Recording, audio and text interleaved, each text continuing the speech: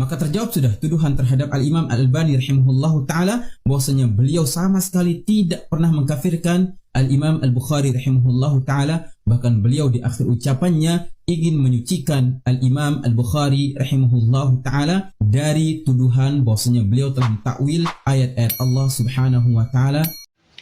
Assalamualaikum, saya menanggapi daripada pernyataan seorang Ustadz Wahabi. Nama TikToknya Abu Abdurrahman. Dia ini menanggapi pernyataan seorang Habib yang mengatakan bahwa Imam Bukhari dikafirkan oleh Al-Albani. Dan dia, Ustadz Wahabi ini mengutip daripada fatwa-fatwa Al-Albani, yang ternyata dalam fatwa-fatwa itu Al-Albani ini bukan mengkafirkan Imam Bukhari, akan tetapi menegaskan bahwa Imam Bukhari itu tidak mentakwil. Nah, kemudian dalam kutipannya itu salah satunya menjelaskan tentang kullu syai'in halikun illa wajha, yakni penafsiran Imam Bukhari tentang ayat ini.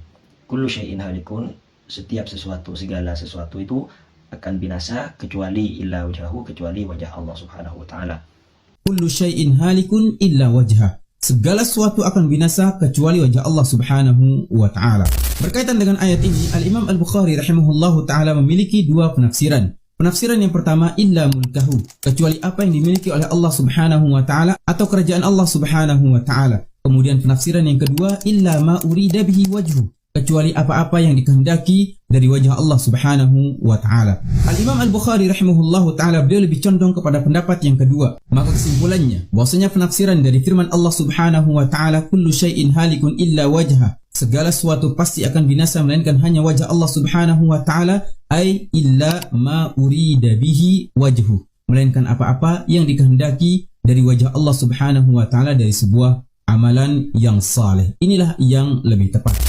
Dalam penafsirannya yang disebutkan oleh Ustadz ini mengatakan bahwa Imam Bukhari itu lebih condong pada pendapat yang kedua, yakni kullu syai'in halikun illa wajhahu, setiap segala sesuatu itu akan binasa kecuali wajah Allah, artinya kecuali perbuatan baik yang dilakukan untuk mendapatkan wajah Allah subhanahu wa ta'ala. Mari kita telisik lebih jauh lagi. Ketika kullu syai'in halikun illa wajhahu, segala sesuatu akan binasa kecuali wajah Allah, kemudian dari wajah ini diartikan dengan perbuatan baik yang diharapkan untuk mendapatkan wajah Allah, itu tentu adalah penakwilan yang katanya mereka itu anti takwil, tidak mau menerima takwil, tidak boleh mentakwil. Ini dari arti yang asalnya wajah berubah menjadi perbuatan baik, sangat jauh. Kalau mau dikatakan itu bukan mentakwil, sehingga dari arti wajah berubah menjadi arti perbuatan baik, itu namanya mentakwil.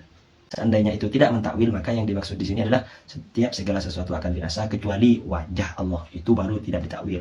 Ini jauhnya lagi, lebih melencengnya lagi. Misalkan jika mereka anti takwil, ketika berbuat baik itu akan mendapatkan wajah Allah, tidak boleh ditakwil, itu harus yang dimaksudnya adalah wajah Allah. Jadi tambah rancau lagi, tambah membingungkan lagi. Apakah dengan perbuatan baik itu saya mengharapkan mendapat wajah Allah, kemudian Anda berbuat baik berharap untuk mendapatkan wajah Allah?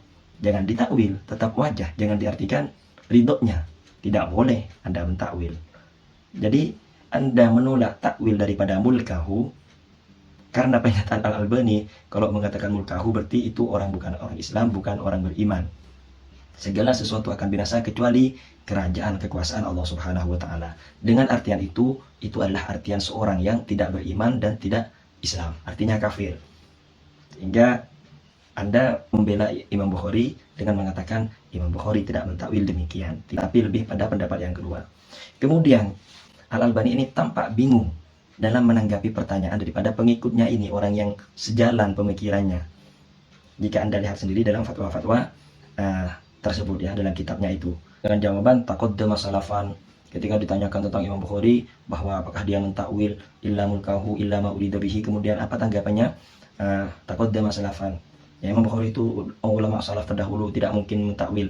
Hanya demikian jawaban Al-Albani. Ketika ditanya lagi, dicecar lagi, jawabannya juga begitu, tidak mentakwil seperti demikian illa mulkahu, kecuali orang yang tidak beriman dan tidak Islam, artinya orang kafir yang mentakwil dengan illa mulkahu. Dia itu tampak seperti orang bingung dan pada akhirnya mengatakan, ya sudah, Imam Bukhari itu tidak mentakwil. Intinya Imam Bukhari tidak mentakwil karena dia orang salaf. Kalau orang salaf tidak mungkin mentakwil. Kalau kita menafsirkan terkait dengan firman Allah Subhanahu wa taala tersebut dengan illa mulkahu, yaitu kerajaan Allah Subhanahu wa taala atau apa yang dimiliki oleh Allah Subhanahu wa taala, maka jawaban beliau ayu syai'in halik. Maka apa sesuatu yang akan binasa? Tidak akan ada, karena yang ditafsirkan di situ adalah illa mulkahu, kerajaan Allah Subhanahu wa taala, yaitu kemilikan Allah Subhanahu wa taala termasuk kita dan alam semesta ini.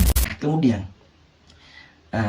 ketika dikatakan kullu syai'in halikun illa wajha, segala sesuatu akan binasa kecuali kekuasaan Allah, kerajaan Allah, maka segala sesuatu itu, kita, Anda, alam semesta dan semuanya ini adalah termasuk dalam kekuasaan Allah, kerajaan Allah. Maka apa yang rusak?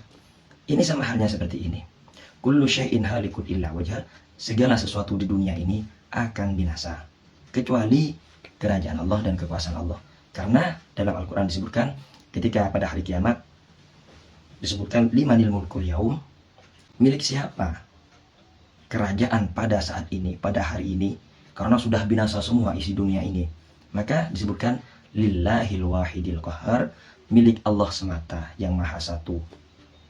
Karena jika di dunia secara zahir masih ada raja, masih ada orang yang merasa berkuasa, masih ada orang yang merasa memiliki kekuatan dengan kekuasaannya dan kerajaannya, tapi ketika hari kiamat semua sudah tidak ada, sudah tiada, kecuali hanya kerajaan Allah, kekuasaan Allah Subhanahu wa taala.